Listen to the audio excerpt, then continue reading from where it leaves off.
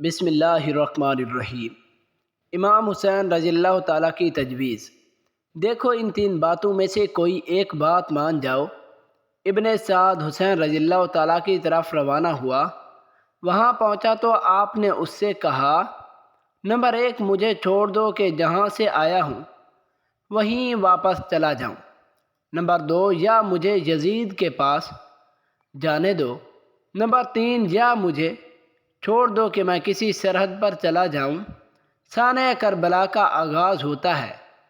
عمر ابن سعد نے یہ تجویز قبول کر لی اور منظوری کے لیے ابن زیاد کو خبر دی۔ ابن زیاد نے لکھا، نہیں کوئی عزت نہیں یہاں تک کہ وہ میرے ہاتھ پر بیعت کرتے۔ حسین رضی اللہ تعالیٰ نے فرمایا، نہیں واللہ یہ ہرگز نہیں ہوگا۔ اس پر ابن سعد نے حسین رضی اللہ تعالیٰ کے ساتھ جنگ چھیڑ دی۔ حسین رضی اللہ تعالیٰ کے تمام ساتھی شہید ہو گئے اور ان میں 10 سے اوپر ان کے گھرانے کے، جو کہ ان کے گھرانے کے نوجوان بھی تھے، وہ بھی شہید ہو گئے۔ شیر خوار بیٹے کی شہادت، ایک تیر آیا اور ان کے اس بیٹے کو لگا جسے وہ آغوش میں لیے ہوئے تھے۔ آپ اس کا خون پونجتے جاتے اور فریاد کرتے جاتے تھے، اے اللہ ہمارے اور ان کے درمیان تو ہی فیصلہ کر۔ جنہوں نے ہمیں یہ کہہ کر بلایا کہ ہم تمہارے مددگار ہیں، اور اب وہی ہمارے قتل کے در پہ ہیں۔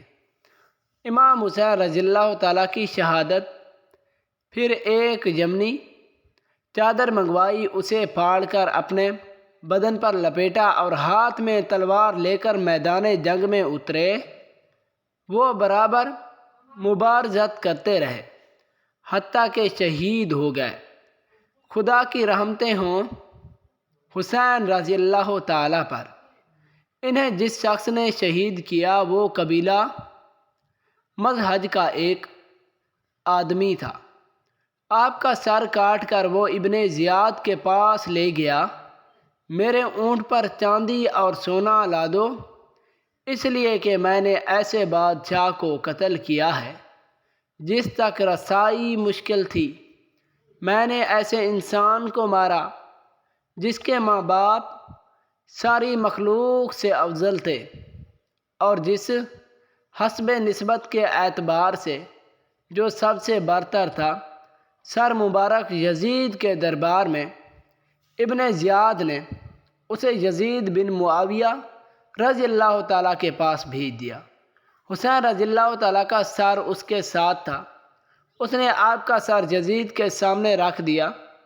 ابو برزۃ السلمہ اس وقت یزید کے پاس تھے۔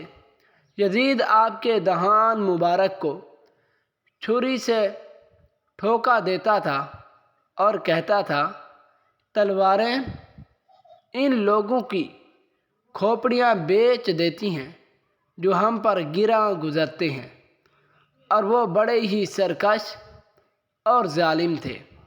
ابو برزہ نے کہا، چھڑی دہان مبارک سے اٹھاؤ۔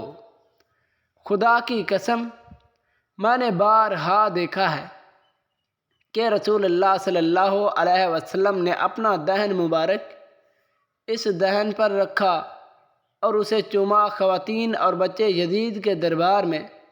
ادھر ابن سعد نے آپ کے اہل و عیال کو ابن زیاد تک پہنچا دیا۔ حسین رضی اللہ تعالیٰ بن علی کے گھرانے کا صرف ایک ہی فرزند بچا تھا جو بیماری کے باعث خواتین کے پاس تھا۔ امام زین العابدین رضی اللہ تعالیٰ تھے، جو زیر نظر روایات کے ماخذ امام ابو جعفر کے والد ماجد ہیں۔ ابن زیاد نے حکم دیا کہ انہیں بھی قتل کر دیا جائے، لیکن پھوپھی حضرت زینب رضی اللہ تعالیٰ ان سے لپٹ گئیں اور فرمانے لگیں، خدا کی قسم یہ ہرگز قتل نہیں ہوگا، پہلے مجھے قتل کرو۔ یہ دیکھ کر ابن زیاد کچھ نرم پڑ گیا اور ان کے قتل سے رک گیا۔ پھر ابن زیاد نے ان عورتوں اور بچوں کو یزید کے پاس بھیج دیا۔ یزید نے دربار عام کیا، ان خواتین اور بچوں کو دربار میں لایا گیا۔ لوگوں نے یزید کو فتح کی تہنیت دی۔ ایک درباری نے، جس کی آنکھیں نیلی تھیں اور چہرہ سرخ تھا، ان میں سے ایک نوعمر لڑکی پر نگاہیں جہاد دیں اور کہنے لگا، اے امیر المومنین، یہ لڑکی مجھے بخش دیجیے۔ زینب رضی اللہ تعالیٰ نے فرمایا، نہیں واللہ، تجھے اس کا حق ہے، نہ اسے، مگر یہ کہ وہ اللہ کے دین سے نکل جائے۔ اس نیلی آنکھوں والے نے اپنی بات دہرائی تو یزید نے کہا، خاموش رہو۔ پھر اس قافلے کو اپنے گھر بھیج دیا۔ انہوں نے سفر کی تیاری میں ان کی آمد کی اور انہیں مدینہ روانہ کر دیا۔ ابن جریر طبری نے یہ دل فرار واقعہ دوسری سند کے ساتھ تفصیل سے نقل کیا ہے۔ آپ لکھتے ہیں، فاطمہ بنت علی سے مروی ہے کہ جب ہم یزید کے سامنے بٹھائے گئے تو اس نے ہم پر ترس کیا، ہمیں کچھ دینے کا حکم دیا، بڑی مہربانی سے پیش آیا۔ اسی اثناء میں ایک سرخ رنگ کا شاہی کھڑا ہوا اور کہنے لگا، امیر المومنین کی مجھے عنایت کر دیجیے، اور میری طرف اشارہ کیا۔ اس وقت میں کمسن اور خوبصورت تھی۔ میں خوف سے کانپنے لگی کہ شاید یہ ان کے لیے جائز ہے۔ میں نے اپنی بہن زینب کی چادر پکڑ لی، اور وہ مجھ سے بڑی تھی، زیادہ سمجھدار تھی، جانتی تھی کہ یہ بات ہو نہیں سکتی۔ انہوں نے پکار کر کہا، تو کمینہ ہے، نہ تجھے اس کا اختیار ہے، نہ اسے یزید کا حق ہے۔ اس جرأت پر یزید کو خشن کیا، کہنے لگا، تو جھوٹ بکتی ہے، واللہ مجھے حق حاصل ہے، اگر چاہوں تو ابھی کر سکتا ہوں۔ زینب نے کہا، واللہ ہرگز نہیں، خدا نے تمہیں ہرگز نہیں دیا۔ یہ دوسری بات ہے کہ تم ہماری ملت سے نکل جاؤ اور ہمارا دین چھوڑ کر دوسرا دین اختیار کر لو۔ یزید اور بھی خفا ہوا اور کہنے لگا، میرے سامنے تم یہ کہتی ہو، دین سے تیرا باپ علی اور تیرا بھائی حسین نکل چکا ہے۔ زینب نے بلا تامل جواب دیا، اللہ کے دین سے، میرے نانا کے دین سے، حضرت محمد صلی اللہ علیہ وسلم کے دین سے، میرے باپ کے دین سے، میرے بھائی کے دین سے۔ تو نے، تیرے باپ نے، تیرے دادا نے ہدایت پائی ہے۔ یزید چلایا، اسے دشمن خدا تو جھوٹی ہے۔ زینب بولی، تو زبردستی حاکم بن بینا ہے، قلم سے گالیاں دیتا ہے، اپنی قوت سے مخلوق کو تنگ کرتا ہے۔ زینب بنت علی کہتی ہیں، یہ گفتگو سن کر شاید یزید شرمندہ ہو گیا، کیونکہ پھر کچھ نہ بولا، مگر وہ شامی پھر کھڑا ہوا اور وہی بات کہی۔ اس پر یزید نے غضبناک آواز میں اسے ڈانٹ پلائی اور، چپ رہو کم بخت، خدا تجھے موت کا تحفہ بخشے۔ اس واقعے سے جہاں خواندادہ نبوت کی جرأت و شجاعت ظاہر ہوتی ہے، وہاں یہ بھی اندازہ ہوتا ہے کہ یزید اقتدار و قوت کے نشے میں کتنا بے مست تھا، اور اس نے اپنے ارد گرد کیسے کیسے آدمی رکھے تھے اور برکردار لوگ اکٹھے کیے ہوئے تھے۔ سوچتے اور اپنے ایمانی جذبات کو تازہ کر کے سوچئے کہ اہل بیت اطہار کی عزت و عصمت پر اٹھنے والی بے شرم نگاہیں، ان کی شان اقدس پر حرف گیری کرنے والی بے باک اور ناپاک زبانیں، کیا عصر محمد علی ایک کالم میں شمار ہونے کے قابل ہیں؟ قافلہ واپس مدینہ پہنچتا ہے۔ جب یہ قافلہ مدینہ پہنچا تو بنو عبد المطلب کی ایک خاتون بال بکھیرے ہوئے اور اپنی آستین سر پر رکھے ہوئے ان کے سامنے آئی۔ وہ روتی تھی۔